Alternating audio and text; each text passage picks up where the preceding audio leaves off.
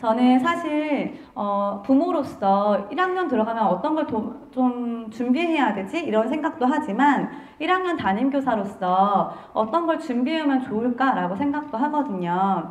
그런데 사실 부모 입장에서는 그런데 우리 아이 숫자 제대로 쓰고 있는 거 맞을까? 연필 잘 짚고 있는 거 맞을까? 이런 걱정을 하지만 막상 현장에서는 아이들이 대근육 발달, 소근육 발달 잘 된 채로 오는 게 제일 큰 초등 입학 준비거든요.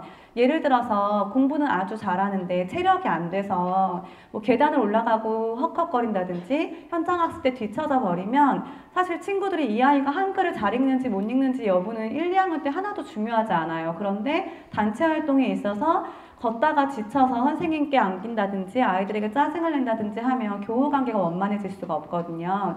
그래서 체력적으로 좀 튼튼한 아이가 되어서 이제 왔으면 좋겠고요. 소근육 발달도 마찬가지로 예전에 저희가 코로나가 처음 시작되었을 때 그 초등학교 1학년 선생님들께서 좀 언론의 질타를 받았던 적이 있어요. 왜냐하면 계속 색칠하고 선 긋고 계속 공부는 안 시키고 그런 활동들만 하는 걸로 보여졌거든요. 그런데 실제로 초등학교 한 3월 달 정도에는 실제로 선 긋고 색칠하는 게 굉장히 큰 발달 과업이에요. 왜냐하면 아이들이 글씨를 잘 배우고 왔어도 이게 손에 힘이 없어서 흐물흐물거리고 또는 종이접기를 할 때에도 이 아이가 학습은 잘 되는데 종이접기가 선 맞춰서 잘 안 되고 손톱 다림질이 잘 안 되고 하는 경우에 1, 2학년 교과서에 있는 통합교과에 있는 활동들을 소화하기가 힘들거든요.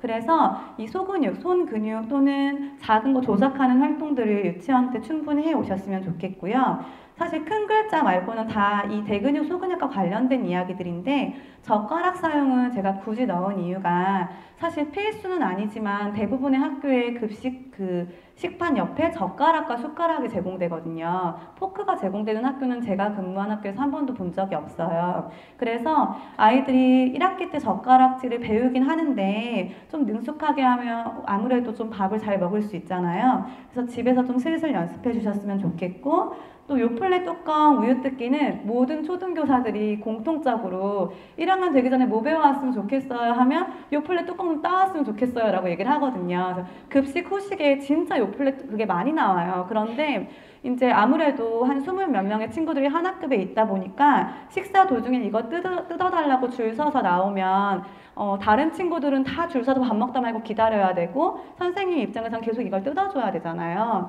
그래서 이것도 스스로 할 수 있게 잘하라는 게 아니고 이리저리 튀겨도 괜찮아요. 그런데 스스로 도전해 보게끔 준비해 주셨으면 좋겠고요. 또 여기 배변 닦기가 있는데 아까 전에 배변 관련된 말씀을 잠깐 하셨는데 의외로 아이들이 배변 닦기가 잘 안 돼서 냄새를 풍기고 교실에 앉아 있다든지 아니면 어떤 경우에는 제가 1학년 교사를 할 때 굉장히 똑똑한 아이였는데 배변을 닦아달라고 저를 부른 적이 있었어요, 화장실에서. 그래서 잘 닦는 친구였어요. 사실은 부모님과 상담을 해보니까 스스로 잘할 수 있는 친구였는데 그날따라 좀 뭔가 해결이 잘 안 됐나 봐요. 그래서 그럴 때도 스스로 해낼 수 있게끔 다른 이제 사람들에게 그런 게 좀 이미지상 좋지 않을 수도 있고 아무래도 아이가 그렇게 한 다음에 좀 그 기억이 남더라고요. 그래서 집에서 이런 거 하나하나를 좀 많이 아주 사소한 부분을 챙겨서 보내주셨으면 좋겠다라고 생각을 했고요.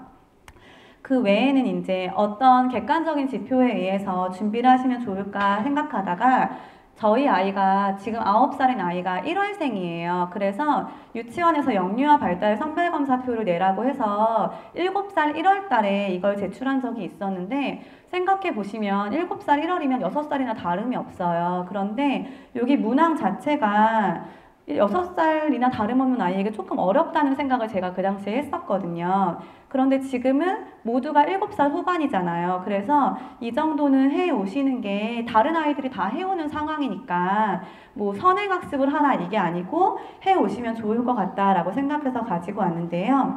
예를 들어서 사실 이 8가지의 문항 중에서 대부분의 친구들이 대부분 잘해요. 그런데 뭐 굴러오는 공을 발로 찰 수 있다. 헛발질을 하든 뭘 하든 이 공을 피하지 않고 또는 내가 공에 내 협응력에 의해서 발을 갖다 댈 수 있다. 줄넘기 1회 한다. 뭐 줄넘기 X자 뛰기, 두발 뛰기 뭐 이런 거 하라는 게 아니고 점프로 하나를 넘길 수 있는 거 이런 정도는 준비를 해 주시면 대근육 쪽에서 크게 문제가 없을 거라는 생각이 들고요. 또 소근육 관련돼서는 제가 그때 놀랐던 포인트가 리본 묶기를 한다였어요. 우리 아이는 솔직히 말씀드려서 9살인데 아직 리본을 잘 못 묶어요. 근데 이거는 우리가 생각하는 그 리본 묶기라기보다는 학교에 갔을 때 운동화 끈, 신발끈이 풀렸을 때 거기에 걸려 넘어지기도 하고 또 그것 때문에 이동이 좀 어려워질 수가 있거든요. 그래서 스스로 자신의 옷이나 신발을 잘 조절할 수 있는 능력을 길러오라는 뜻으로 받아들여 주시면 되고요. 집, 나무, 동물 같은 사물을 알아볼 수 있게 그린다. 제가 둘 다 아들이에요. 아들이고 그림을 굉장히 못 그려서 이 문항에서 좀 좌절했던 기억이 있거든요. 우리 아이는 졸라맨밖에 그릴 줄 모르는데 집, 나무, 동물 같은 사물을 알아볼 수 있게 그린다는 거예요. 그래서 부모로서는 이게 집이구나, 이게 나무구나 라고 이제 굉장히 마술 같은 눈으로 인정을 해줬지만 그 누구도 이걸 집, 나무, 동물처럼 보지 못할 것 같은 거예요. 그래서 제가 이때 했던 방법은 그 유튜브에 뭐 집 쉽게 그리기 뭐 이런 영상들이 있더라고요. 그래서 그걸 같이 보면서 따라 그리기도 해봤었고 또는 그 도서관 같은 데 보면 그림 그리는 그런 일러스트 책들이 있어서 같이 그려봤어요. 그래서 아이가 이제 스스로 느끼기에도 이게 집 같잖아요. 그래서 그림에 대한 자신감도 좀 높아지는 계기가 되었거든요. 그래서 만약에 이 8가지 중에서 잘 안 되는 게 있으면 지금부터 천천히 그 아이에 맞는 방법으로 좀 이렇게 준비해 주시면 좋을 것 같고요. 인지 같은 경우에는 제가 이 부분은 좀 자세히 설명을 해드리자면 자신의 왼쪽과 오른쪽을 구분할 수 있다. 뭐 청기백기 게임처럼 순발력 있게 이렇게 들으라는 게 아니고 왼쪽이 어디인지 오른쪽이 어디인지 판단할 수 있게끔 알고 오면 좋을 것 같은데 그 이유는 학교에서 한 줄 서기로 복도 이동을 굉장히 많이 해요. 그런데 오른쪽으로 가자 왼쪽으로 가자 할 때 오른쪽 왼쪽을 잘 모르는 경우들이 있잖아요. 그래서 그 정도는 구분할 수 있고 요일을 순서대로 알고 있다. 오늘이 화요일이야, 뭐 어제는 월요일이었어 이런 거 사실은 수학 교과서에서는 2학년 때 배워요. 1학년, 2학년 때 배우는데 그렇게 막 정확하게 일주일은 7일이고 더해서 며칠 후에는 14일이고 이런 거 배워오라는 게 아니고 오늘이 무슨 요일이구나 라는 거 정도는 아이가 알고 와야 한다고 저는 판단을 해요. 왜냐하면 학원을 가더라도 사실 이제 학원을 제가 장려하는 건 아니지만 뭐 어쩔 수 없이 보내시는 분들이 계시잖아요. 맞벌이도 할 수 있고 또는 아이가 흥미가 있어서. 그런데 월화수목금 다 가는 학원이 있는가 하면 뭐 화요일에는 가고 목요일은 안 가고 이런 학원들이 있는데 예를 들어서 이 아이가 이제 어떻게 좀 얼만큼 보내다 보면 화요일은 학원 가는 날 이렇게 생각을 하잖아요. 그런데 요일 개념이 잘 없다면 계속 부모님께서 이걸 지도해 주셔야 되고 혹시 부모님이 놓친 날에는 아이가 혼선이 있기 때문에 요일을 순서대로 알고 있고 자기가 그날 무엇을 해야 되는지 정도는 깨달을 수 있도록 지금부터 슬슬 준비해 주시면 좋겠고요. 100원보다 500원짜리 동전이 더 가치 있다는 것을 안다. 돈을 가지고 다니라는 게 아니고 사실 1학년 입학하면 용돈을 주시는 부모님들이 계세요. 뭐 다 계시는 건 아니고 뭐 한 반에 한두 명 정도 이제 100원, 500원 갖고 와서 친구들과 무엇을 사 먹는 재미에 빠지는 친구들이 있는데 이 돈의 가치를 모르는 경우에는 괜히 좀 친구들과 갈등이 생길 수 있거든요. 그래서 돈의 가치 정도는 지금 좀 이렇게 가치. 저는 사실 아이랑 같이 입학 전에 편의점에 갔어요. 근데 사실 요즘 사람들은 거의 다 카드를 쓰잖아요. 그래서 아이 생각으로는 그냥 이 플라스틱 카드 또는 핸드폰에 있는 그 카드로 무엇이든 살 수 있다고 생각을 해서 돈 자체를 아예 돈의 개념 자체를 생각을 못 하더라고요. 그래서 어느 날 같이 동전을 들고 가서 너가 골라봐 하고 골라서 이 아이가 가지고 있는 돈으로 직접 사보게 했어요. 근데 무엇을 사주고 싶다라는 의지보다는 이 아이가 돈이 이 정도의 물건을 살 수 있다. 가치 개념을 배울 수 있도록 지금부터 그냥 뭐 매일매일 하라는 건 아니지만 기회가 되신다면 한 번쯤 해보셨으면 좋겠고요. 자기 생일은 사실 한 반 이상의 친구들이 알고 있을 거예요. 그런데 또 의외로 반 이상의 친구들이 모르더라고요. 실제로 지금 1학년 친구들도 모르는 친구들이 있어요. 근데 친구들끼리 대화를 하다 보면 제일 먼저 친구들하고 대화할 때 뭐 어른들도 뭐 그럴 수 있겠지만 너 몇 월생이야? 뭐 너 생일 언제야? 너 봄, 여름, 가을, 겨울 뭐가 좋아? 이런 대화로 시작하는 경우가 많아요. 그래서 아이들과 대화를 하기 위해서 생일이 언젠지 뭐 겨울에 태어났는지 이런 대화들도 소소하게 하셨으면 좋겠고요. 이 부분 11부터 20까지 숫자 중에 하나를 불러주면 받아 쓴다. 뺄셈을 한다. 솔직히 말해서 이거 선행이잖아요. 이거 수학 교과서 예를 들어서 보면 1학년 한 5월 정도까지 덧셈 뺄셈 안 하거든요.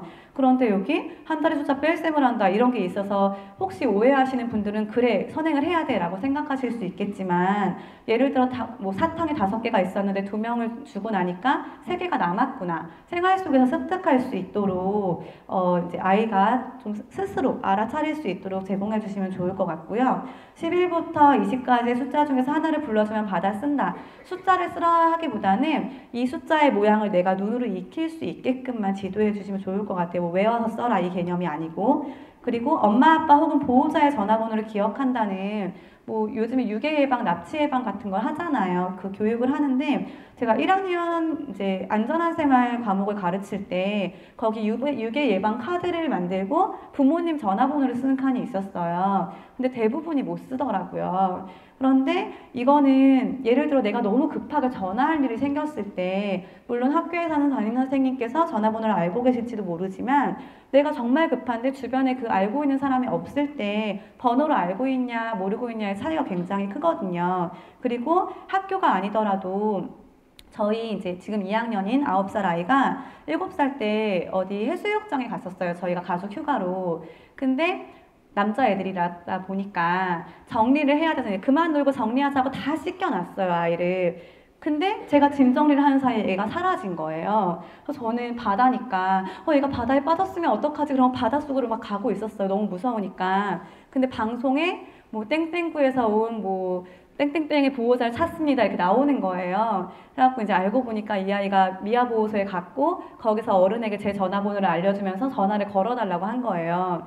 근데 문제는 제가 바닷속에 뛰어들고 있느라고 전화기를 안 가져갔어요. 그래서 전화를 못 받으니까 방송을 했더라고요. 근데 제가 그때 한번 느낀 게 아이가 부모님이나 나를 지켜줄 사람의 전화번호를 알고 있다는 게 굉장히 크구나라는 생각을 했었기 때문에 이건 학교 입학과 별개로도 꼭 아이가 번호를 알게끔 지도해 주시면 좋을 것 같고요. 달력에서 오늘 날짜를 바르게 가리킨다. 이것 또한 오늘은 몇 월 며칠쯤 됐구나. 뭐 정확히 오늘 몇 월 며칠이야, 내일은 며칠이야 이게 아니고 그냥 몇 월 며칠쯤 됐구나. 뭐 3일 후면 방학이구나. 이런 정도로 알아두시면 좋을 것 같습니다. 그리고 다음으로 아이들이 학교에서 스스로 해오면 참 좋은 말들을 제가 몇 가지 뽑아봤는데요. 정답이 있는 건 아니지만 학교 생활을 하면서 이런 정도의 말을 하면 아이가 큰 어려움은 없이 지낼 수 있겠다라는 생각이 들어서 이거는 학습 외에 교우관계나 학교생활, 사회생활 측면에서 제가 보여드리는 건데요. 화장실 가고 싶어요. 이게 유치원과 달리 학교는 40분 수업에 10분 쉬는 시간이 보통이에요. 그리고 재미있는 활동을 하다 보면 아이들이 화장실 가는 걸 잊어요. 그런데 정말 똘똘한 아이들도 화장실 실수를 1년에 그러니까 한 학급에서 한 2~3명 정도는 꼭 실수를 해요. 근데 그게 조금 쟤는 실수할 것 같았다라는 예상되는 친구가 아니고 저 아이가 실수를 하다니라는 친구들이 실수를 하거든요. 그래서 이 아이가 좀 지켜보면 너무 재밌어서 얘기를 못한 경우도 있지만 내가 지금 40분 수업 중에 화장실 가고 싶다는 얘기하는 것 자체가 부끄러운 친구들이 있는 거예요. 그래서 내가 화장실 가고 싶을 때 살며시 나의 의사 표현을 하는 거. 그리고 더해서 초등학교는 유치원과 달리 되게 시설이 좋은 학교들도 많이 있지만 저희 아이가 학교에 딱 입학하고 처음 얘기한 게 학교는 너무 차갑게 생겼어 라고 이야기를 하더라고요. 알록달록했던 유치원과 달리 학교는 대부분의 인테리어가 회색이잖아요. 그래서 복도에 쉬는 시간에 나가서 화장실을 간다는 것 자체가 아이에게 좀 도전인가 봐요. 그래서 화장실 가고 싶다라는 이야기 표현, 그리고 부모님들께서 어디 쇼핑센터라든지 뭐 어딘가 백화점이라는 데 갔을 때 아이가 화장실 가고 싶다고 할 때 어떤 화장실이든 도전적으로 부모님과 손을 갖고 들어가는 게 아니고 혼자 한번 가보자, 혼자 칸에 들어가 보자, 내가 밖에서 기다릴게 해서 지금부터는 약간 분리하는 연습을 해주시면 좋을 것 같고요. 몸이 안 좋아요는 아이들이 이제 환절기 이럴 때는 감기에 굉장히 많이 걸려요. 그런데 어떤 친구들은 처음부터 올 때부터 저 몸이 안 좋아요, 콧물이 나요 하고 막 광고를 하는 친구들이 있고, 어떤 친구들은 아무 얘기도 하지 않았는데 수업 시간에 누워있는 친구들이 있어요. 그러면 사실 둘 다 교사 입장에서는 조금 힘들어요. 너무 광고를 해버리면 다른 친구들이 이 아이를 오해할 수 있잖아요. 정말 큰 병에 걸렸는데 왔나 보다 하고 오해할 수가 있어서, 그냥 만약에 안 좋은 상태면 학교에 와서 스스로 저 오늘 몸이 조금 안 좋아서 이따가 보건실에 가고 싶어요, 또는 너무 안 좋아지면 부모님께 전화 좀 해주세요 라고 먼저 살짝 얘기할 수 있게끔 유치원에서부터 연습을 시켜주셨으면 좋겠고요. 이거와 세트로 오늘 조퇴해야 될 때, 몸이 안 좋거나 또는 체험학습으로 조퇴해야 할 때도 물론 부모님들께서 연락을 주시긴 하는데, 아이도 스스로 이 말을 할 수 있게 유치원에서부터 이제 유치원 신청 등원해서 선생님 저 오늘 3시 하원이에요 이렇게 이야기할 수 있게끔 지도해 주시면 좋을 것 같고요. 이 세 가지는 친구들과 사이좋게 지내는데 필수적인 이야기인데, 사실 요즘에 경계 존중 교육이라는 걸 많이 해요, 학교에서. 예를 들어서 나는 내 친구가 좋아서 손을 잡았는데 내 친구는 손 잡는 게 불편할 수 있거든요. 그런데 내가 손 잡는 게 불편하다고 손을 빼버리면 내 친구가 나랑 안 놀까봐 겁이 나서 손을 잡고 다니는 친구들이 있어요. 또 이제 그거 더해서 뭐 몸으로 부대끼는 행동 같은 것도 분명히 지금 너무너무 불편하지만 이 친구가 불편할까봐 웃어주는 친구들이 있어요. 근데 계속 참다가 이게 학폭으로 가기도 하고, 또는 영문도 모르고 다른 친구를 이르게 되는 경우가 생겨버리거든요. 그래서 내가 어떤 행동이 불편하다면 똑부러지게 다른 사람을 배려하는 말투로 이야기할 수 있게, 막 하지마! 이게 아니고 나 이거 불편해, 나 사실 손 잡는 거 별로 안 좋아해 라고 얘기할 수 있는 연습도 시켜줬으면 좋겠고요. 미안해, 고마워. 사실 어른들도 마찬가지잖아요. 미안할 때 미안하고 고마워할 때 고맙다고 표현하면 사실 호감도가 늘어나잖아요. 그래서 친구들이 미안해 하는 말을 자존심 상해하지 않도록 잘못했을 땐 미안하다고 사과하는 거, 그리고 도움 받았을 땐 고맙다고 하는 거를 평소에 연습을 많이 시켜주셨으면 합니다. 그리고 같이 놀자. 그 유치원 친구들 중에서는 약간 낯가림이 심하거나 적응이 잘 안 돼서 잘 못 놀고 쭈삣쭈삣 하는 경우들이 있을 거예요. 근데 그 친구들 성향이 하루아침에 바뀌지 않거든요. 학교에 와서 다 친하게 지내는 것 같은데 나 혼자 친구가 없는 것 같고, 나는 저기서 같이 블럭 쌓기를 하고 싶은데 저 친구한테 끼워달라고 할 용기가 안 나는 경우가 있어요. 그런데 이제는 부모님들이 도와주시지 마시고 너가 가서 같이 놀자라고 이야기해봐 해서 친구들이 스스로 친구를 사귈 수 있게끔 연습을 시켜주는 게 좋은 게, 학교는 10분의 쉬는 시간 동안 선생님께서 사실 그렇게 놀거리를 많이 제공해주는 편이 아니에요. 화장실 갔다 오거나 책 반납하고 오거나 그런 아주 짧은 활동들을 하는데, 그 찰나의 시간 동안 이 친구들의 교우 관계를 다 손대줄 수가 없어요. 그래서 만약에 어떤 친구가 블럭 잡기를 하고 있는데 선생님 저 쟤랑 놀고 싶은데 제가 안 놀아줘요 하면 그 대화하는 사이에 10분이 지나버리거든요. 그래서 친구들이 스스로 친구에게 가서 같이 놀자 이야기할 수 있게끔, 그리고 사실 이렇게 놀자 할 때 거절당하는 확률이 반이 넘어요. 왜냐하면 이미 놀고 있던 친구들이 그 게임 한 판 끝나고 끼워주고 싶은데 그 게임이 한 판 끝나면 10분이 지나거든요. 그럼 또 친구들은 집에 와서 나 안 놀아줘 이렇게 이야기를 해요. 그러면 다음에는 그러면 다음 시간에 나랑 같이 블럭을 하자라고 먼저 예약을 하도록 유도를 해주면 친구들이 1, 2학년 때는 사실 누구 싫어, 누구랑 안 놀아 이런 관계가 크지 않아요. 그래서 공통의 그 관심사로 같이 놀 수 있게끔 스스로 말하는 연습도 좀 시켜줬으면 좋겠고요. 이거는 학교에서 학습적인 측면에서 사실 책은 대부분 사물함에 넣고 다녀요. 근데 2학기 초반 또는 책이 바뀔 때 책이 없는 경우가 덜어 있어요. 근데 자 우리 빨리 뭐 학교 교과서 꺼내보자 이렇게 얘기했는데 안 갖고 왔어요 라고 굉장히 시끄럽게 이야기하는 친구가 있는가 하면 아무 말도 하지 않고 가만히 있는 친구들이 있어요. 근데 안 갖고 왔어요 하면 쟤는 안 갖고 왔구나 알 수가 있는데, 가만히 있으면 저 아이가 지금 책 피는 게 싫어서 안 핀 건지 책이 없는 건지 교사가 파악할 수가 없거든요. 그래서 무엇인가 안 갖고 왔을 때, 책이나 가정통신문 같은 걸 안 갖고 왔을 때 부끄러워하지 말고 스스로 이야기할 수 있게 하셨으면 좋겠고요. 저는 사실 유치원 아이를 지금 챙기면서 저희 유치원은 화요일마다 독서 가방을 가지고 가야 되더라고요. 근데 제가 가끔 그걸 까먹어요. 그러면 초반에는 이제 7살 초반에는 제가 막 가서 선생님 앞에서 선생님 제가 독서 가방을 안 갖고 왔어요. 막 아이가 어떻게 될까봐 막 이렇게 얘기를 했는데 요즘에는 안 갖고 오면 제가 너가 안 갖고 왔다고 말해. 너가 안 가지고 왔잖아. 그리고 막 엄마가 얘기해줘. 처음엔 그랬지만 근데 이제 너가 스스로 얘기할 수 있어야 돼 하고 스스로 이야기하게 하거든요. 그래서 만약에 스스로 이야기를 하거나 스스로 이야기하지 못했을 때에 따른 결과는 이제 아이가 책임질 수 있도록 연습을 시켜주시면 좋겠고요. 지우개 좀 빌려줘 같은 경우는 제가 저희 아들이 정리를 잘 못해요. 그래서 필통을 제가 한 올해만 해도 한 4번 정도로 새로 사준 것 같아요. 근데 필통이 맨날 안 들어와요, 다시 집으로. 그리고 필통을 자꾸 입을 벌리고 와요. 그래서 필통에 아무것도 담기지 않은 채 올 때가 많거든요. 그래서 초반에는 이 아이의 이미지를 위해 사회생활을 해야 되니까 제가 맨날 필통을 다 채워주다가 언젠가부터는 네가 알아서 해라라고 빈 필통 막 갖고 갈 때가 있어요. 근데 처음에는 쭈삣쭈삣 하다가 오늘 지우개 없었을 텐데 어떻게 해서 누구가 빌려줬어? 누구가 내일도 안 갖고 오면 안 빌려준대? 막 이렇게 얘기를 하더라고요. 근데 이게 아이가 잘 챙겨가면 너무나 좋겠지만 안 갖고 와서 이거를 빌리는 거 그 연습조차 사회생활이거든요.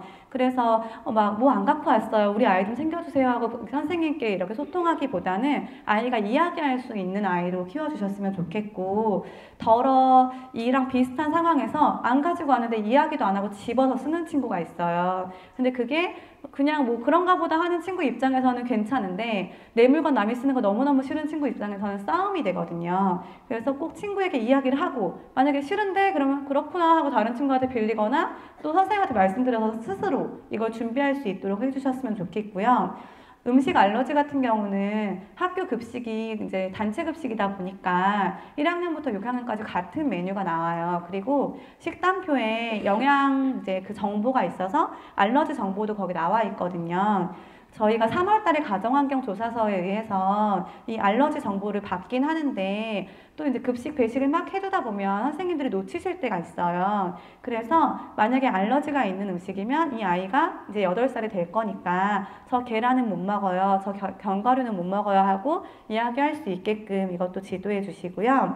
물건을 잃어버렸을 때는 잃어버리는 경우가 굉장히 많아요. 근데 사실 대부분이 책상 밑에 떨어져 있어요. 근데 잃어버렸는데 너무 도저히 안 나와. 너무 소중한 물건이다. 그럴 때는 끙끙거리지 말고 선생님께 말씀드리도록 해주시고요. 또 아이들 중에는 잃어버렸다와 훔쳐갔다를 좀 구분을 못하는 경우가 있거든요. 그래서 지우개가 만약에 떨어졌는데 못 찾았어요. 그러면 지우개 누가 훔쳐갔어요 라고 이야기를 해요. 그러면 사실 집에서 그 얘기를 들은 입장에서는 우리 반에 도둑이 있구나 이렇게 생각을 하거든요. 근데 나중에 보면 사물함에 있거나 서랍 속에 있어요. 그래서 물건을 잃어버렸다 또는 집에서 사실 물건 굉장히 많이 안 잃어버리시나요? 저는 되게 많이 잃어버리거든요, 아이들이. 그러면 물건이 없어졌다 그러면 스스로 찾는 연습과 뭐가 없다라는 이야기를 꼭 제가 시키거든요. 무엇이 없는데 라고 의사표현을 굉장히 자주 시키는 편이어서 내가 해야 되는 나의 의사표현을 스스로 할 수 있게 연습시켜 주시고요. 그 질문지에 알림장 또는 담임과의 소통 방법들이 있었는데 사실 알림장은 담임 재량 또는 학교 방침이에요.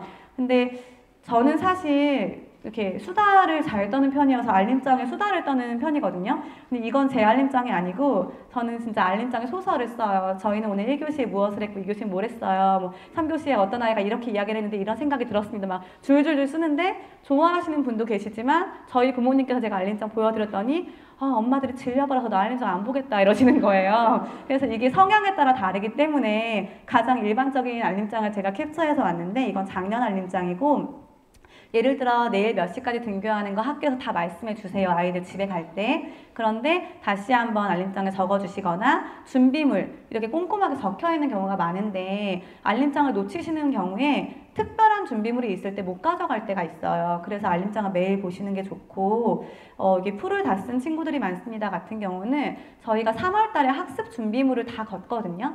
근데 어떤 학교는 학습 준비물 중에 일부는 학교 예산으로 구입해서 모두에게 나눠주시고요. 어떤 학교는 학습 준비물 중에 일부는 집에서 갖고 오도록 해요. 근데 이 학교 같은 경우는 풀 같은 거는 학교에서 주셨는데 문제는 가정에서 풀은 줬으니까 이제 필요 없어 라고 생각할 수 있는데 반 이상의 아이들이 풀을 잃어버려요. 그리고 또 풀 뚜껑이 없어져 있어요.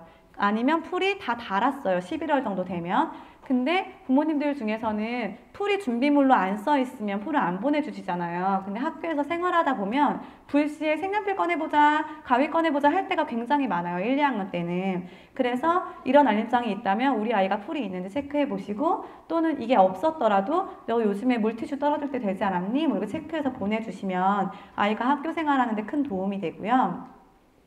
여기 제가 굉장히 많은 글자들을 적어놨는데 이게 다 질문지에 있던 내용들 중에 무엇인가인데요. 여기 뭐 공부는 어떻게 시켜야 되냐라는 내용 중에 사실 저희 동네, 제가 살고 있는 동네에는 7세고시라는 말이 좀 유행했어요. 그 일산 지역은 어떤지 모르겠는데, 근데 이게 뭐냐면 뭐 영어 유치원에 나왔거나 어떤 유치원에서 학교에 들어갈 때 학원을 들어가려면 레벨 테스트를 봐야 한다고 하더라고요. 그래서 뭐 수학 땡땡학원, 뭐 영어 땡땡학원 7세고시를 본다고 이제 이쯤에 난리가 나요. 어디 학원 레테를 예약했다느니 어쨌다느니 막 얘기를 해요. 그리고 학원, 어디 학원 정보, 뭐 수학은 어디까지 해놔야 되냐 이런 얘기 굉장히 많이 하는데, 저희 아이, 이제 2학년 아이 기준으로 말씀드리면 저는 2학년 아이는 이건 정보는 다 알고 있었지만 아무것도 하지 않았어요. 왜냐하면 될 놈 될 같은 얘기가 있잖아요, 사실은.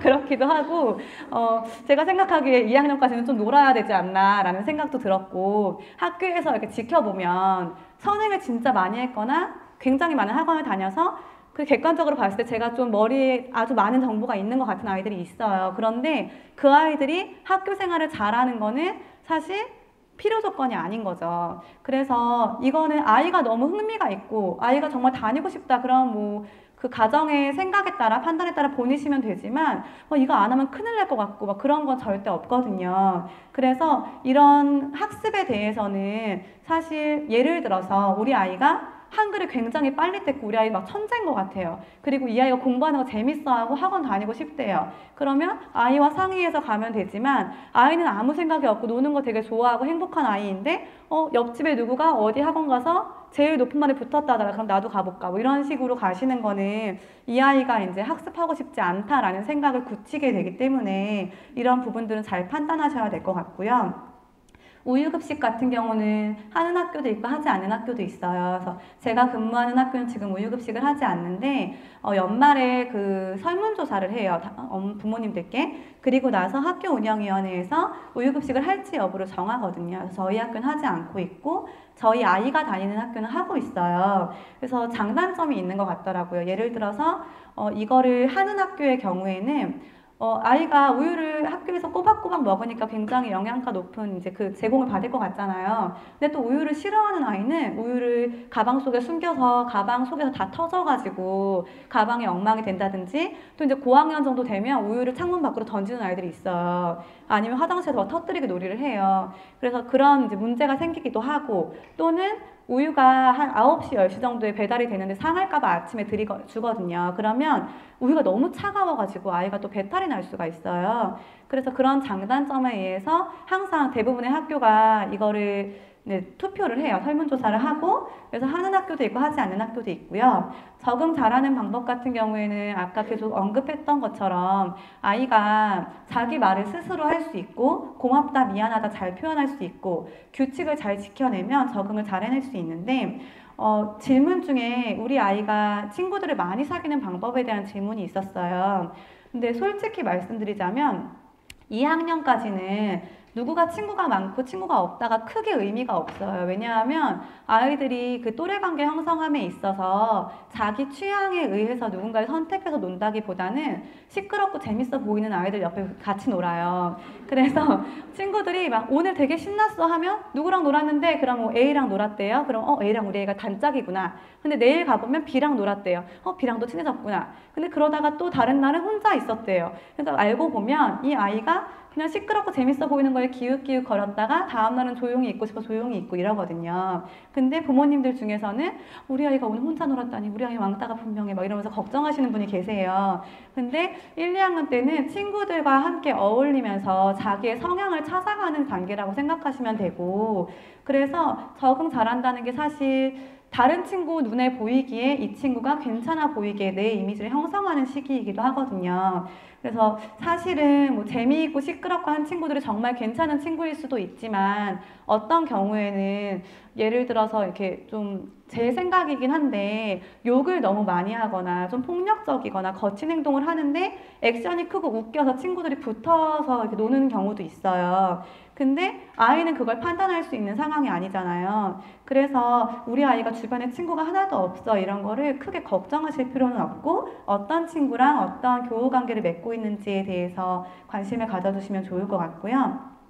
도움반 같은 경우는 모르시는 분들은 이 용어를 모르실 건데 그냥 이제 학교에 보면 그냥 일반적으로 건강한 친구들과 이제 조금 덜 건강한 친구들이 모여 있어요. 그래서 좀 다양한 경로로 건강하지 못한 아이들이 도움반에 재학을 하고 있는데 사실은 도움반에 가야 될 것 같은데 아직 그 등급을 받지 못해서 못 가는 학생들도 학교에 굉장히 많이 있어요. 그래서 만약에 우리 아이가 7살인데 생각해보니까 조금 다른 친구들하고 다른 점이 있는 것 같다. 그러면 한번 확인해 보시고 도움반을 가셔야 되는 상황이면 또 그거를 좀 받아들이시는 것도 필요하고 또는 우리 아이가 도움반에 가야 하는데 예를 들어서 A 학교에 가야 되는 아파트나 동네에 살고 있는데 A 학교 도움반이 꽉 차서 못 들어가는 경우가 생겨요. 제가 지금 재직하고 있는 학교는 도움반이 2반인데 7명씩 정원에 14명이 꽉 차서 지금 학급에 있는 도움반 친구들이 못 들어가요.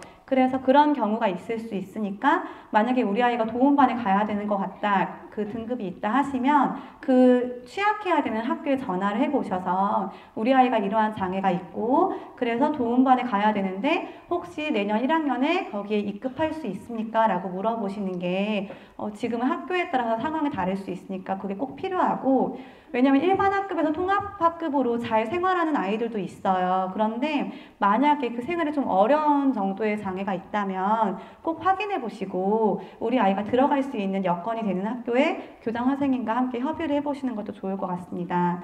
그리고 성교육 같은 경우는 유치원 때 했던 성교육이랑 크게 다르지 않아요. 1, 2학년은. 그리고 아이들이 그냥 그런 정도 수준의 성교육을 배워요. 여자아이, 남자아이 다 평등하다. 그리고 내가 다른 친구의 소중한 몸에 손을 대면 안 된다. 그리고 내 몸을 내가 스스로 지켜야 된다. 이런 정도를 배우고 있거든요. 그래서 집에서도 예를 들어서 그런 게 성교육의 시작인 것 같아요. 쉬야를 할 때 문을 다 열어놓고 쉬야를 하는 친구들이 있을 거예요. 그러면 볼일 볼 때 문 닫고 하는 연습. 왜냐면 학교에서도 다 그렇게 하는 경우가 있거든요. 그리고 또는 내가 만약에 옷을 여자친구들 중에 그런 친구가 많아요. 치마를 입고 왔는데 치마를 여기까지 걷어서 앉아있는 친구들이 있어요. 1학년에도 실제로. 그러면 사실 이제 선생님들 입장에서는 그냥 바르게 앉아볼까 뭐 이렇게 예쁘게 얘기를 해줘요. 근데 사실은 그게 습관이거든요. 그래서 집에서도 혹시 식당이나 어디 갔을 때 약간 헬렐레 팔렐레 앉아있으면 이렇게 예쁘게 앉을 수 있도록 좀 도와주시면 좋을 것 같고요. 교과서는 사실 제가 가지고 왔는데 부모님들께서 이렇게 앉아 계실지 모르고 이렇게 좀 돌려보시라고 갖고 왔는데 지금 보기가 약간 불편한 자리인 것 같아요. 그래서 제목만 좀 보여드리면 교과서가 바뀌었어요, 올해. 그래서 뭐 학교 이런 교과서예요. 책 이름이 학교예요. 그리고 사람들, 책 이름이 사람들이라고 바뀌고요. 그리고 우리나라, 그리고 탐험 이렇게 바뀌었어요. 이게 1학년 1학기 교과서거든요. 그래서 이게 옛날로 치면 우리 어릴 때로 치면 슬기로운 생활, 바른 생활, 즐거운 생활 같은 거예요. 그리고 작년 같은 경우에는 나, 너, 우리 이런 책이었는데 내용이 바뀐 거죠. 근데 제가 교과서 제목을 지금 보여드린 이유가 1학년 담임을 하다 보면 예를 들어서 내일은 상상 교과서가 필요하다. 그럼 알림장에 상상 가지고 오세요. 이렇게 써요. 그러면 이 교과서를 확인해보지 않으신 분들은 상상이 뭔지 몰라요. 상상을 해오라는 것 같잖아요. 그래서 교과서 아이들 이제 받을 거거든요. 3월 달에 받으면 이런 교과서구나 라고 한번 보시면 되고 사실 안에 내용을 나중에 뭐 기회가 되시면 보실 수 있는데 선행학습을 안 해도 된다라는 제일 큰 이유가 이제 다른 데서는 근데 교과서에 글씨가 되게 많던데 이렇게 생각하시는 분들이 계시는데 1학년 1학기 교과서에는 글씨가 별로 없어요. 그래서 글씨가 한 페이지에 이렇게 그림이 있고 하는 방법 정도 안 보이시죠?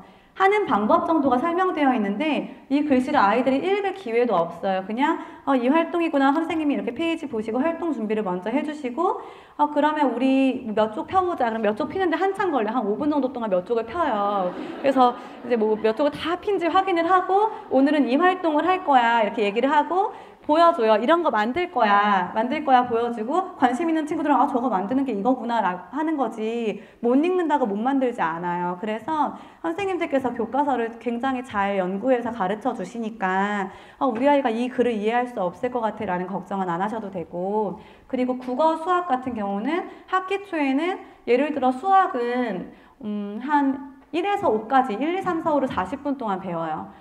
1, 2, 3, 4, 5 세어보자. 하나, 둘, 셋, 넷, 다섯 세어보자. 생활 속에서 1과 비슷한 물건을 찾아보자. 이런 식으로 40분 내내 5개의 숫자를 배워요. 다음 날은 6, 7, 8, 9, 10을 배워요. 이렇게 배우거든요. 그래서 우리 아이 지금 덧셈 뺄셈 받아올림 받아내림 해야 돼. 이게 아니고 1학년 1학기 때는 선행을 막 하고 온 친구도 너무 재미가 없어요. 하루 종일 수만 세고 있으니까. 그래서 막 공부 안 하고 가서 큰일이야 라는 생각 안 하셔도 되고, 일기 쓰기 같은 경우는 사실 동네에 따라 달라요. 제가 재직하고 있는 학교는 1학년 끝날 때까지 일기 쓰기를 안 해요. 근데 저희 아이가 다니는 학교는 1학년 1학기 한 여름방학 직전부터 그림 일기를 쓰고 1학년 2학기 시즌 끝날 무렵부터는 줄글을 쓰더라고요.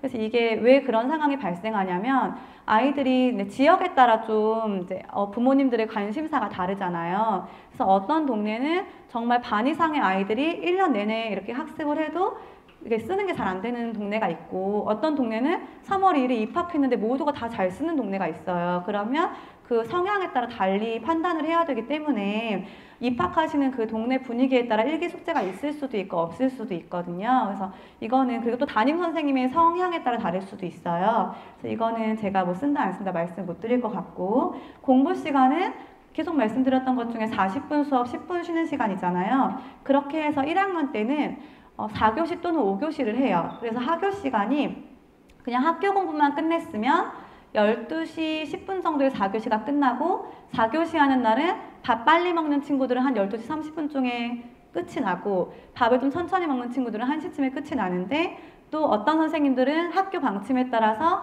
하교를 모두 동시에 이제 교문까지 데려다 주느라고 1시까지 기다리게 하는 학교가 있고, 어떤 학교는 밥 먹고 바로 집에 가라고 하는 학교가 있어요. 그래서 이것도 좀 다 다르지만 보통 일반적으로 4교시 끝나면 1시 정도에 집에 가고 5교시 끝나면 1시 40분 정도에 집에 간다라고 아시고 이제 향후 계획을 세우시면 되고요. 그런데 이제 여기 뒤에 나올 거지만 내년부터 늘봄이 좀 많이 확대가 돼서 학교에서 아이들을 좀 오랫동안 맡아준다고 하더라고요. 그래서 그 부분은 여기 3개 할 때 말씀드릴게요. 그리고 수업 듣기 싫을 때 3월 초반에는 아이들이 굉장히 많이 이렇게 얘기를 해요. 선생님, 저 지금은 좀 쉬고 싶어요. 이렇게 얘기를 해요. 쉴 수 없어요. 40분 동안 공부를 해야 돼요. 그래서 사실 이제 유치원에 따라 좀 달랐겠죠. 어떤 유치원은 그래 쉬고 싶어? 그럼 여기 앉아있을까? 한 유치원이 있었을 거고, 어떤 유치원은 안 돼, 우리 이만큼 활동 같이 해보자 하고 막 격려를 해준 유치원도 있었을 거예요. 그런데 학교에서는 좀 쉬어보자라고 할 수 없어요. 그리고 친구들이 수업 듣기 싫은 게 대부분 앉아서 공부할 때 싫겠죠. 돌아다닐 땐 다 하고 싶고. 그래서 만약에 이건 하기 싫은데 라는 이야기를 좀 하는 성향의 기미가 보이면 아이에게 하기 싫은 것도 해낼 수 있어야 돼. 하고 싶은 것만 할 수 없어 라는 것도 좀 교육을 하셨으면 좋겠고요. 한글은 아까도 말씀드렸지만 학교나 동네에 따라 아이들이 떼고 오는 수준이 달라요. 그런데 학교에서는 안 떼고 왔다는 전제하에 한글 책임 교육을 하고 있고, 3월 달에는 기역을 써보고 니은을 써보고 이런 식으로 해서 글씨 조합하는 거를 한 번씩 써보고, 그리고 그림책도 되게 많이 읽어줘요. 그리고 생활 속에서 글씨를 찾아보기도 하고. 근데 저는 사실 이 유초 이음 교육을 하기 전에는 유치원에서 한글 교육을 아예 안 하는 줄 알았거든요. 그래서 우리 아이가 유치원에서 한글을 배웠다고 하길래 뭐야 선행학습하는 유치원이야 라고 생각을 했었거든요. 근데 제가 하다 보니까 유치원에서 한글을 습득하는 개념으로 많이들 하고 계시더라고요. 그래서 유치원에서 지금 교육하시는 것대로 진행하시고, 그리고 뭐 견모음, 막 그런 쌍기역, 쌍디귿 이런 거 못 쓰는 친구들 걱정하실 필요 없어요. 다 못 써요. 우리 얘가 못 쓰면 옆에 애도 못 쓴다고 생각하시면 되거든요. 그래서 얘가 이거 뭐 너무 못 써 걱정하지 마시고, 그래도 좀 써봐야겠다 싶으시면 이름, 자기 이름 쓸 줄 알기, 그리고 내가 입학할 학교 그 제목 쓸 줄 알기 정도는 해주시면 그것까지는 대부분 해오거든요. 아무리 한글을 몰라도. 그래서 그 정도 해주시면 좋고, 아니면 뭐 아이가 궁금해할 때 읽어주기. 뭐 아이들이 소아과를 많이 가잖아요. 그럼 소아과 글씨는 눈에 많이 읽나 봐요. 그리고 자기 유치원 앞에 땡땡 유치원 글씨를 쓰지는 못하더라도 저게 원인지는 알더라고. 그 복잡한 글자를. 그래서 그렇게 노출이 되었을 때 한글 지금 안 해도 된댔어. 이게 아니고 그래 저거는 원이야. 근데 뭐 써보자 이렇게 하는 순간 그건 끝나요. 그러니까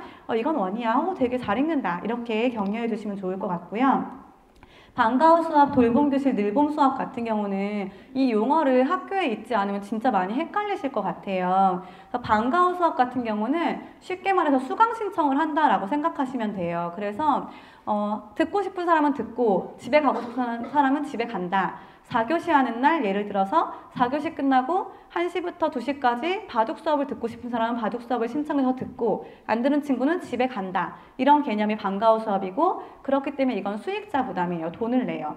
그리고 돌봄교실 같은 경우는 부모님이나 뭐 가정 사정에 따라서 이 학교에서 이 아이를 좀 보육을 해줘야 한다. 그러면 여기서 조금 돌봐주고 간식도 먹어줬으면 좋겠다. 그럴 때 돌봄교실을 들어간다라고 생각하시면 되고요. 늘봄 수업은 올해부터 생겼는데 이건 시간표가 있어요. 그래서 예를 들어 끝나고 2시간씩 지금 현재 상황에서는 끝나고 2시간씩 늘봄 수업 신청한 친구들은 늘봄 교실에 가서 공부를 더 하고 가는 거예요. 근데 이거는 국가에서 지금 장려하고 있는 사업이기 때문에 돈을 안 내요. 그래서 저희 학교 같은 경우는 끝나고 2시간씩 해서 10가지의 공부를 일주일에 커리큘럼을 짜주고 있고 예를 들어서 뭐 그림책 읽기, 과학실험, 뭐 영어놀이 뭐 이런 식으로 늘봄 수업 시간표가 있고 아이들이 이걸 신청하면 끝나고 2시간씩 듣게 되어 있는데 돌봄과 약간 차이점은 돌봄은 약간 편안하게 쉬고 있다가 거기서 부여해주는 활동을 하다가 중간에 학원을 가고 싶으면 살짝 나와도 된다 이런 개념이라고 생각한다면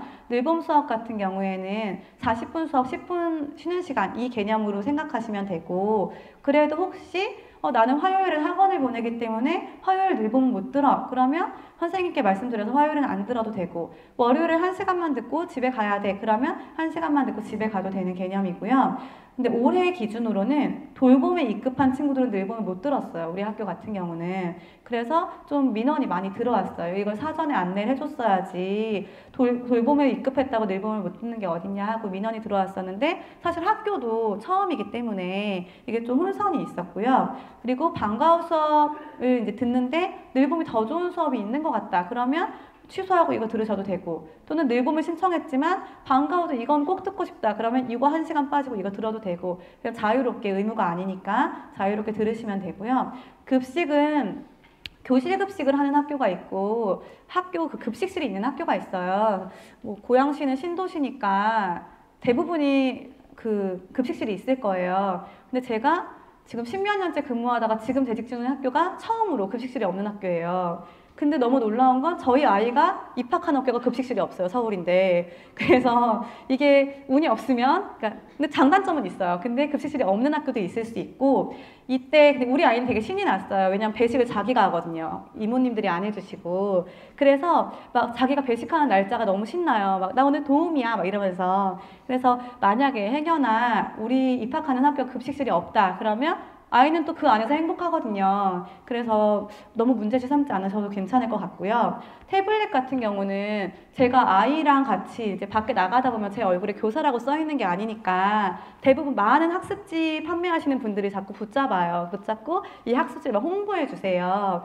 그리고 내년부터 디지털 교과서 전면 도입된대요. 뭐 이걸 꼭 하셔야 돼요. 패드 학습을 꼭 해야 돼요. 이렇게 말씀하세요. 근데 저는 사실 학교에 있는 현장에서는 나는 잘 못 느끼겠는데? 이런 생각을 해요. 그래서 예를 들어서 1, 2학년 같은 경우에 태블릿을 전면적으로 시행하는 사실은 거의 없다고 생각하시면 되고요.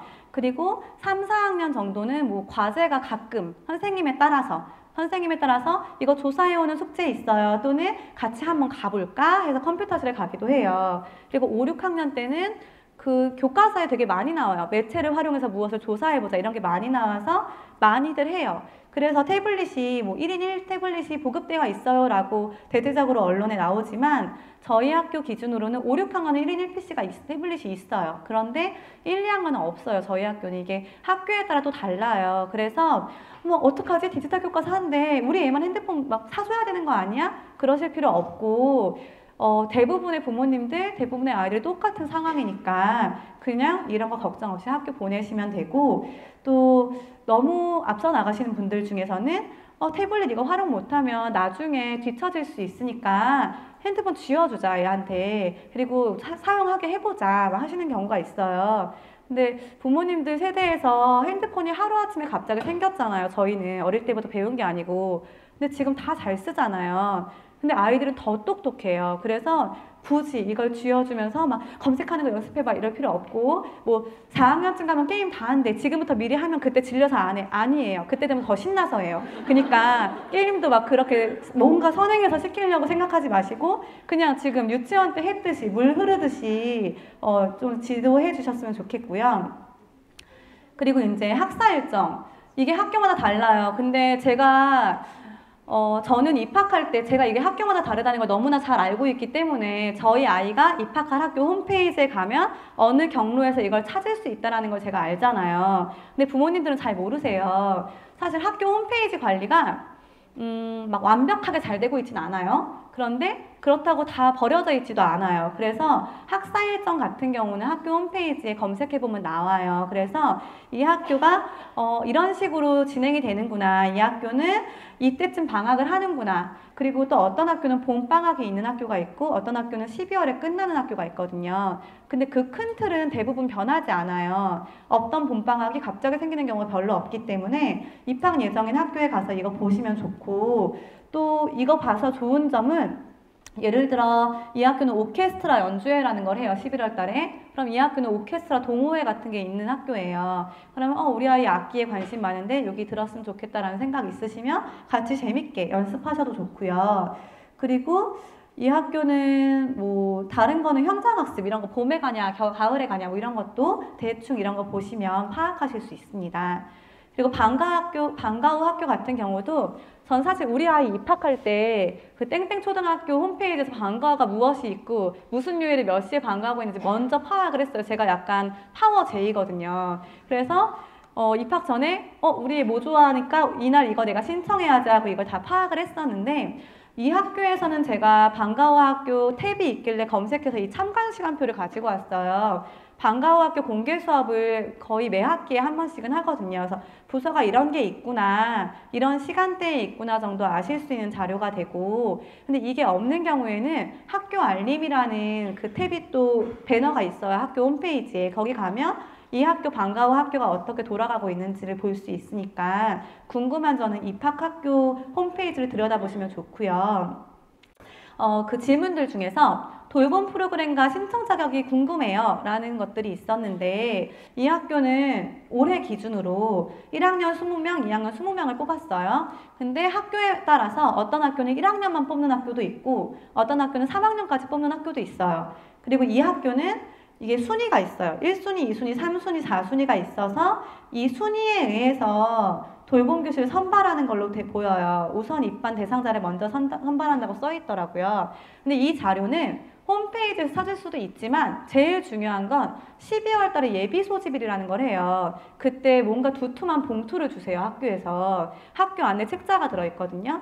근데 저는 파워 J니까 갖고 오자마자 막 열심히 봤어요. 봤더니 1월 며칠까지, 1월 여기는 15일까지라고 써 있어요. 15일까지 신청서를 내라고 써 있어요. 당장 그때 써서 갖고 있다가 막 제 거 달력에 막 적어놓고 가서 냈거든요. 근데 똑같은 교사인데 제 친구는 그 책을 그냥 폐유지에 버렸대요. 그래서 돌봄교실 입금을 못하고 있었어요. 그 친구는. 근데 다행히도 제 친구네 학교는 돌봄교실이 인기가 없는 학교여서 기간은 지났지만 미달이어서 지원할 수 있었어요. 근데 저희 아이가 있는 학교는 그때 내서 선착순 배정이었던 거예요. 저 9시에 냈거든요. 그래서 당첨이 됐어요. 근데 학교에 따라 뭐 이 기간에 선착순인지 추첨인지 뭐 이 학교가 이게 인기가 많은지 이게 예비 소집일날 주는 봉투에 써 있어요. 근데 만약에 또 그 학교에 없다 그러면 홈페이지에서 보시거나 전화하시면 친절하게 응대를 해드리니까 이것도 확인해 보시면 좋고, 늘봄교실은 아까도 말씀드렸듯이 돌봄과 약간 다른 프로그램이고요.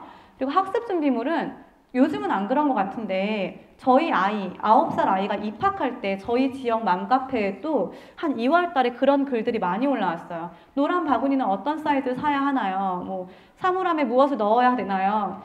보면서 왜 이런 것까지 이렇게 걱정을 하시는 거지? 라고 생각을 했거든요.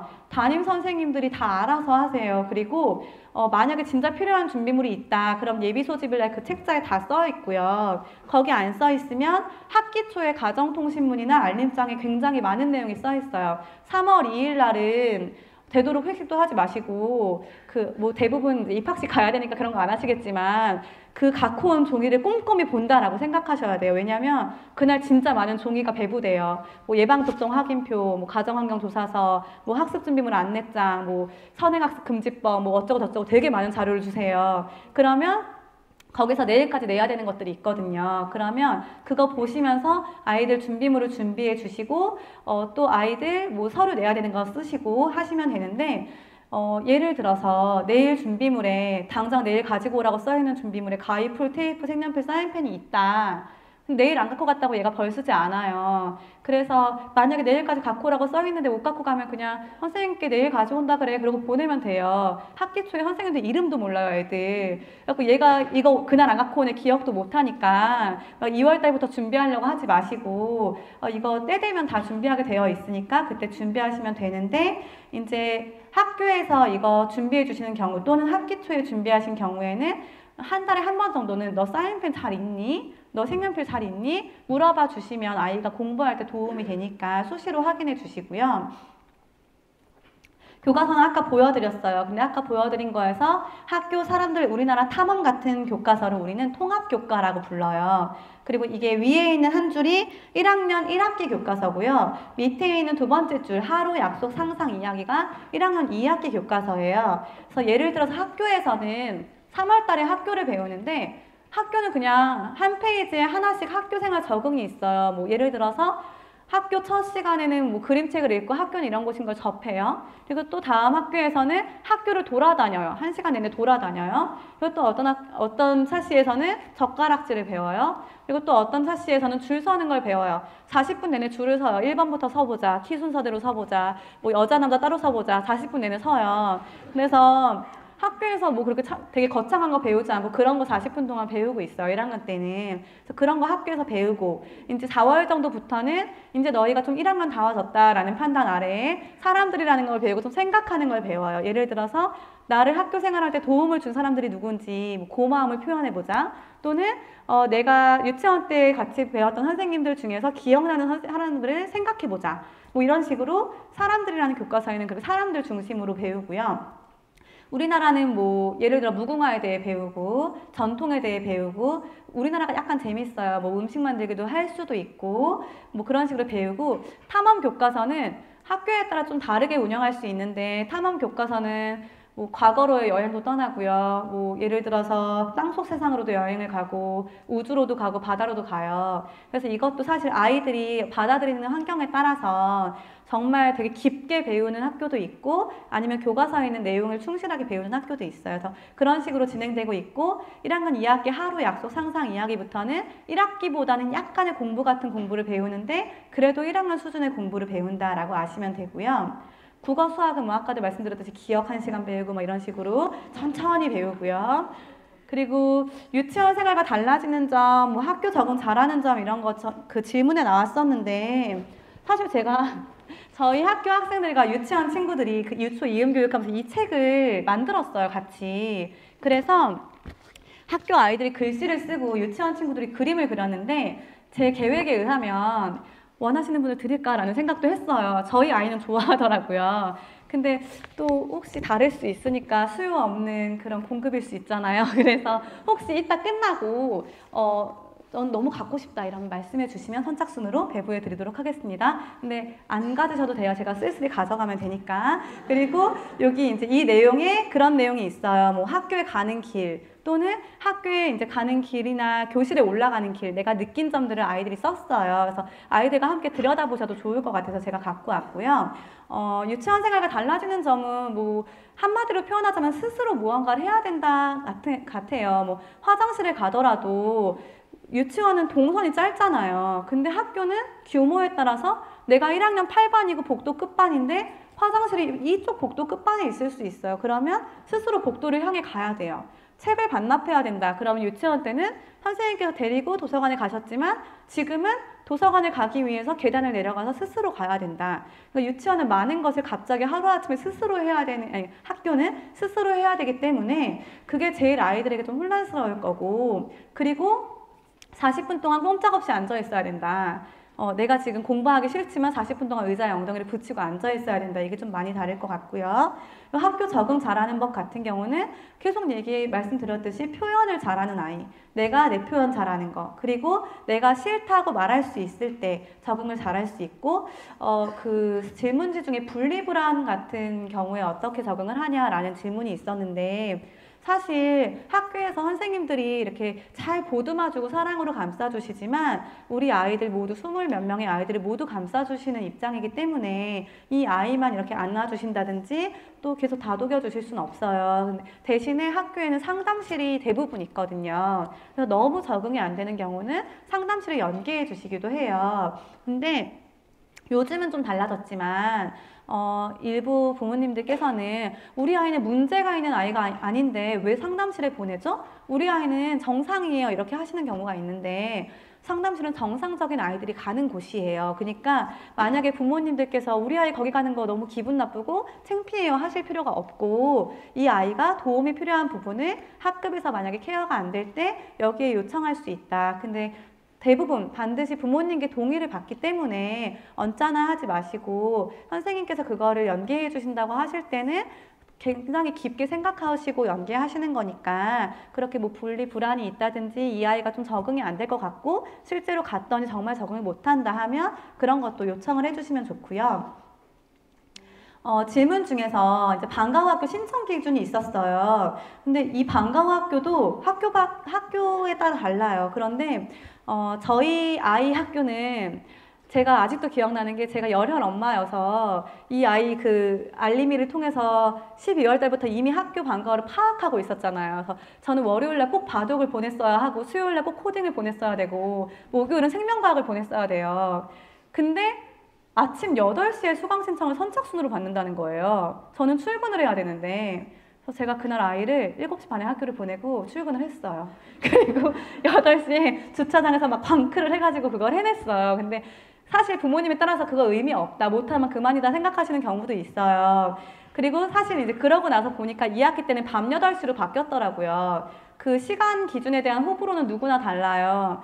사실 밤 8시는 저희 아들 둘이 난리가 나는 시간이거든요. 저는 힘들어요. 그래서 그때 아이들이 막 그 8시에 광크를 또 하기 위해 또 계획을 세웠던 기억이 있는데 이 학교는 추첨이더라고요. 학교에 따라 추첨이 있고 아닌 학교가 있어요. 또 그럼 장단점이 있잖아요. 추첨인 경우에는 내가 만약에 이 아이를 성공시키지 못했을 경우 죄책감에서 벗어날 수 있다. 그리고 아이에게 추첨이었어 할 수 있다.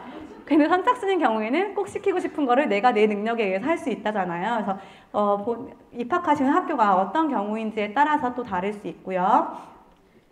또 돌봄 프로그램과 신청 자격 아까 많이 말씀드렸기 때문에 이건 간단하게 넘어가고, 그런데 돌봄 프로그램이 하나 말씀드릴 거는 마냥 놀지 않아요. 예를 들어서 월요일날 이야기 할머니가 오시고 화요일날 역사 전문가가 오시고 하는 식으로 시간표가 있긴 있어요. 아이들이 그걸 듣는 거는 편안한 자세에서 듣거나 중간중간에 드나듦이 좀 많다 뿐이지 방과후처럼 무언가 프로그램이 진행되어 있고, 그 프로그램도 학교 홈페이지에 이렇게 땡땡 강사 모집 공고라든지 이런 거 보면 다 엿볼 수 있고, 아니면 그 돌봄에 입급한 다음에 주간학습 안내 같은 게 나오거든요. 그래서 거기 보시면 오늘 간식을 어떤 걸 먹는지, 어떤 돌봄 프로그램이 이제 여기 들어와 있는지 아실 수 있습니다.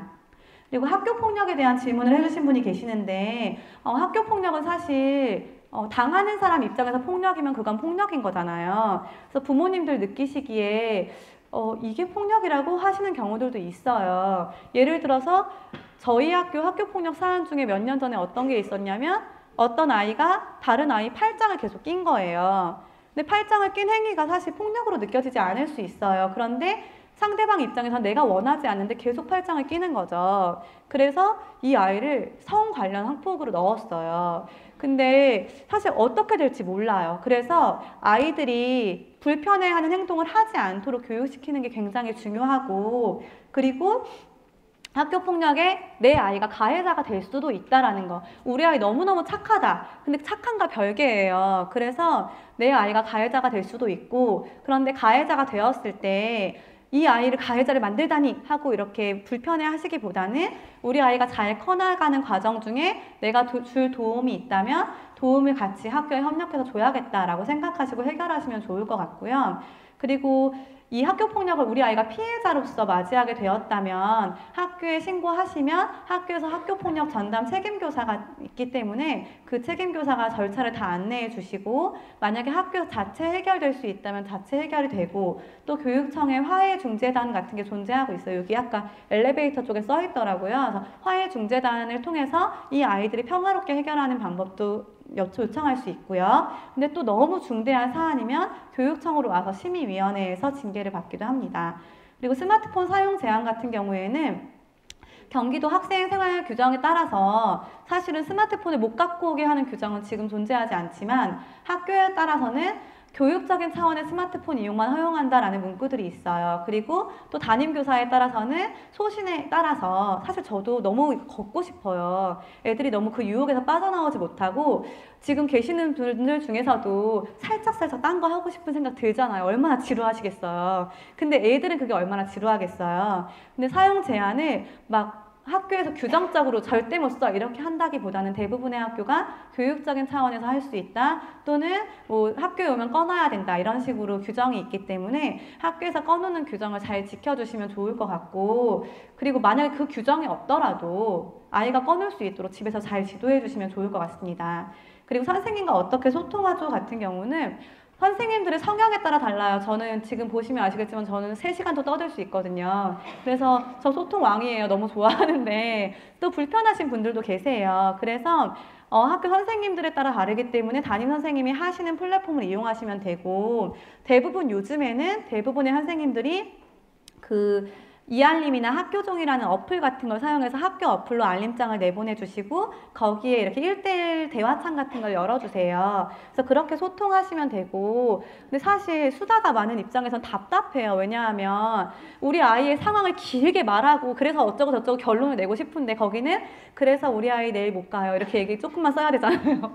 근데 그렇게 담백하게 소통하는 게 아이에게 더 좋을 수 있어요. 그래서 부모님들이 선생님들에 맞춰서 소통을 하시면 되고, 또 경우에 따라서는 막 밤 10시에 퇴근하고 왔는데 이 아이가 당장 내일 가져갈 준비물이 없다, 너무 걱정이 돼요. 그래서 지금 당장 그 준비물 내일 못 가져가요를 알려드리고 싶을 때가 있어요. 근데 밤 10시에 그 메시지를 본다 하는데 선생님도 해결해 줄 수 있는 게 없어요. 그냥 그렇구나 이거지, 어떻게 해결이 안 되니까. 그래서 너무 지금 급하다고 생각하시는 그 사안을 선생님께서 그 시간에 봤을 때 해결할 수는 없다. 등교 시간에 말씀드리거나 아이가 직접 이야기를 하는 방법을 택하셔도 되고, 또 굉장히 가정 입장에서 중대한 사안, 예를 들어 우리 애가 맞고 왔어요. 그러면 지금 당장 이걸 알려드리고 싶어요. 근데 똑같은 패턴으로 밤 10시에 얘가 맞고 왔다고 한들 제가 이 가해 의심 학생에게 전화할 수가 없어요.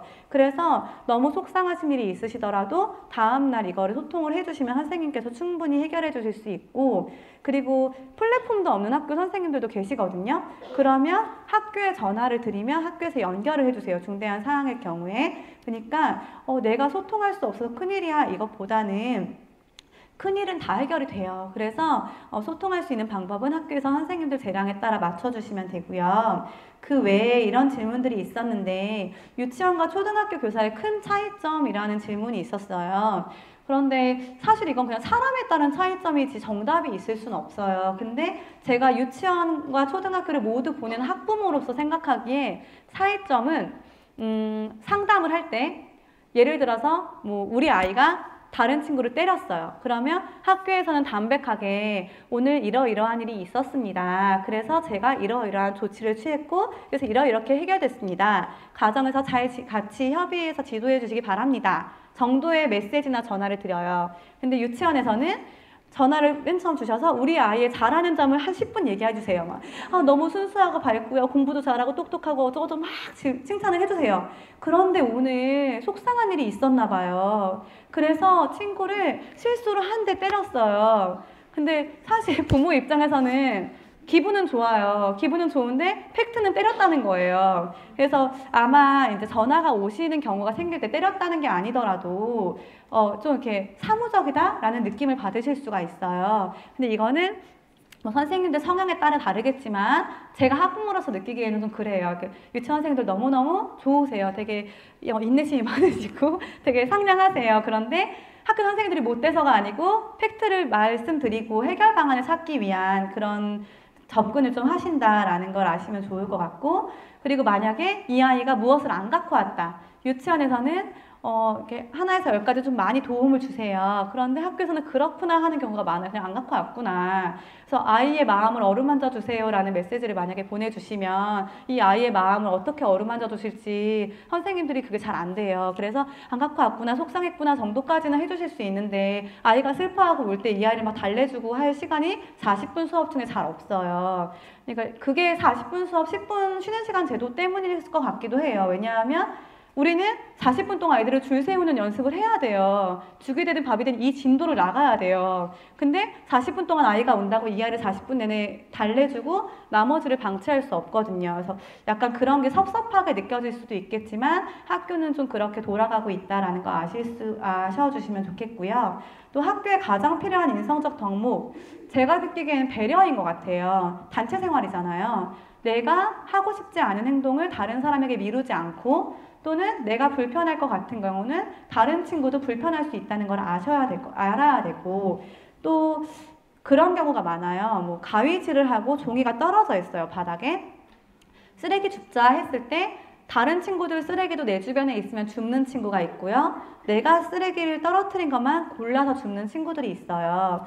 그런데 이게 장단점은 있잖아요. 손해보지 않고 사는 게 되게 요즘 세상에 좀 필요한 덕목일 수 있어요. 그런데 다른 친구들이 보는 입장에서는 저 아이는 자기만 생각해라고 생각할 수도 있거든요. 그래서 우리가 함께 사는 공간 속에서 우리 모두가 배려한다. 이거를 좀 많이 길러주셨으면 좋겠고요. 그리고 학교에서 인기 많고 친구들과 잘 지내는 아이들의 특징과 부모의 역할, 아까도 말씀드렸듯이 1, 2학년 때는 시끄럽고 장난 많이 치는 친구가 인싸일 확률이 높지만 그렇지만 아이들이 그 친구가 재밌어서 옆에 있고 한 3학년 때부터는 좀 교우관계가 달리 될 수 있기 때문에 이 아이를 부모님들께서 키우고 싶은 방향으로 이렇게 잘 막 너 시끄러워서 이렇게 하시지 않을 거잖아요. 그래서 잘 이 아이를 그냥 지금 키우시는 것처럼 잘 키워주시면 되고, 부모의 역할은 뭐 다 다르실 수 있겠지만 저는 우리 아이들을 어떻게 키우냐면 이 아이들을 좀 자주적으로 키우고자 해요. 남에게 너무 의지하지 않게 하려고 하거든요.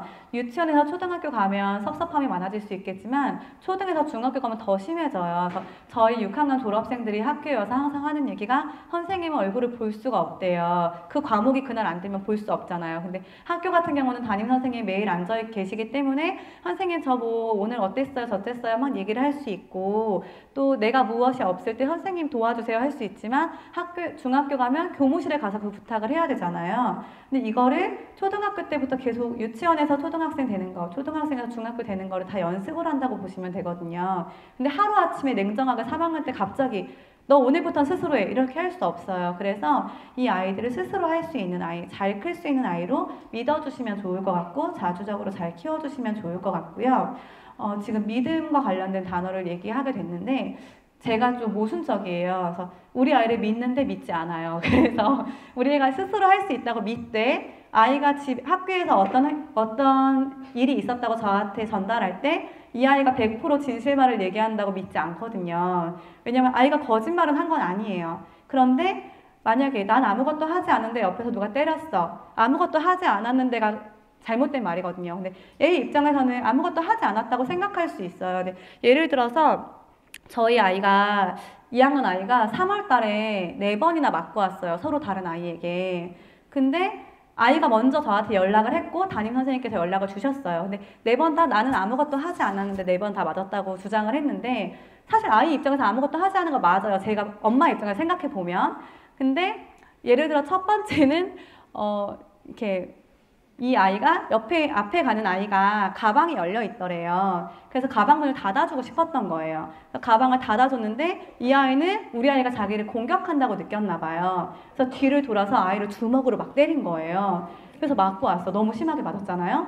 근데 제가 선생님이어서 아무것도 하지 않은데 얘가 주먹으로 때렸어 할 때 얘한테 어떻게 아팠겠다 하고 깜짝 놀랐지만 정말 아무것도 하지 않았니라고 말해버린 거예요. 근데 나중에 이제 들어보니까 A 입장에서 아무것도 안 한 거잖아. 얘를 때린 게 아니니까. 그래서 그냥 다른 친구 가방에 신경 쓰지 마. 이렇게 얘기를 했거든요. 근데 그런 식으로 맞고 왔어요. 4번 다. 근데 부모님들 아이들을 믿어주고, 저 사실 좀 못된 엄마잖아요. 우리 학교 상담 선생님이 이렇게 얘기했더니 진짜 못된 엄마다라고 말씀하시더라고요. 근데 믿어주되 아이가 어쩌고 저쩌고 이야기를 하면 그 이야기를 믿고 그랬구나, 속상했구나 하고 공감해 주시고 그 후에 자초지종을 다른 선생님께 여쭤보시면 좋을 것 같고요. 특성화학교가 무엇인지에 대한 질문이 있었는데 제가 느끼기에 이건 혁신학교에 대한 질문인 것 같아요. 저희 동네 혁신학교, 저희 학교가 혁신학교거든요. 근데 부모님들이 딱 편견이 혁신학교는 공부를 안 시켜 라는 편견이 있어요.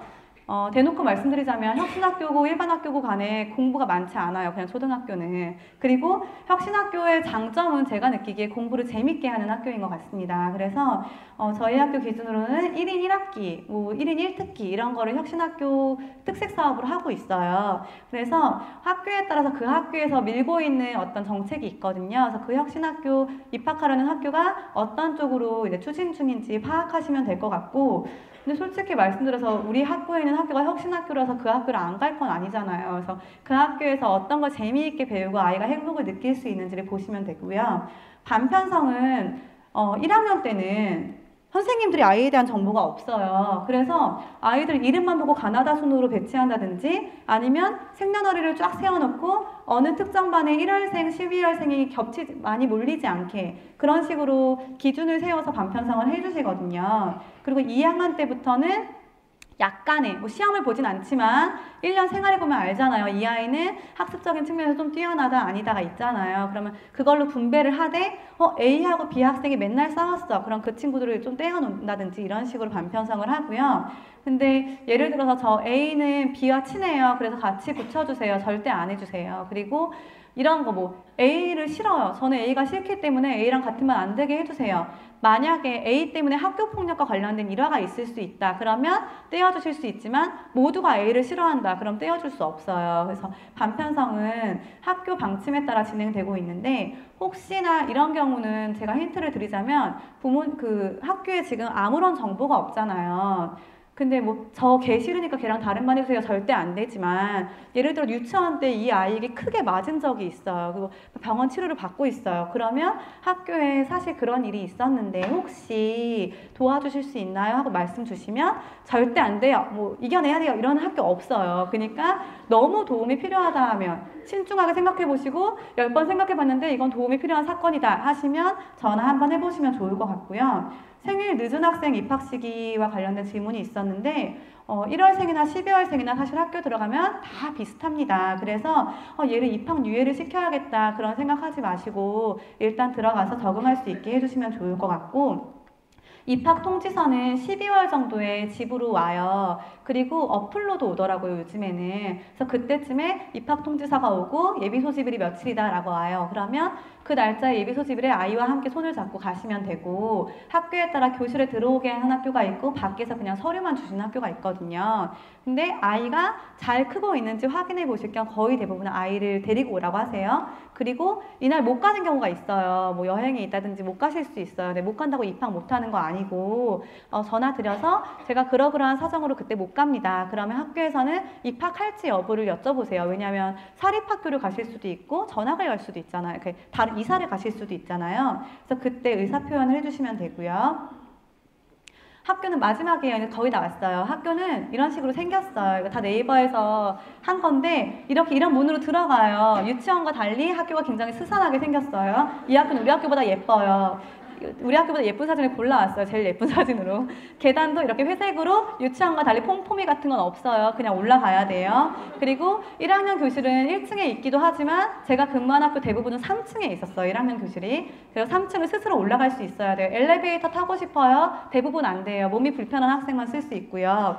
그리고 학교 교실은 이렇게 책상과 의자가 있고요. 제가 이걸 보여드리는 이유는 집에서 부모님께서 같이 검색해서 이런 데를 이렇게 보여주셔도 될 것 같아서 화장실 이렇게 생겼어요. 별로 볼일을 보고 싶지 않게 생겼잖아요.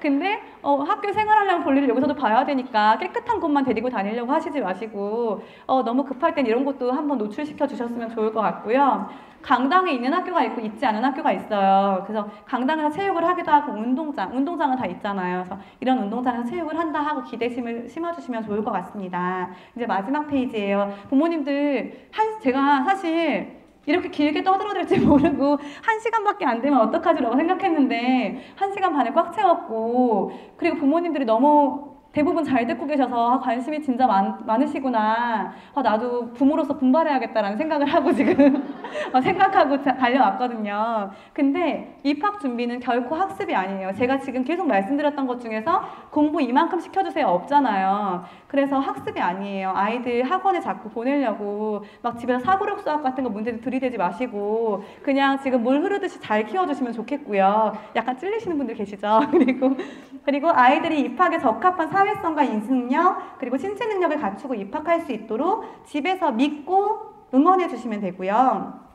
아이들이 막 학교 가기 싫어, 너무 무서울 것 같아 하고 가끔 틱이 오거나 불안 증세가 오는 친구들이 있어요. 그러면 학교에 대한 좋은 점도 말씀해 주시고 경우에 따라서는 병원에도 한번 가보실 수도 있어요. 이거는 요즘 세상에 사실 병원을 막 이상한 사람만 가는 거야 절대 그렇게 생각하지 마세요. 도움이 필요하면 도움이 필요한 기관에서 꼭 도움을 받고 입학을 시켜주셨으면 좋겠습니다. 이상입니다. 감사합니다.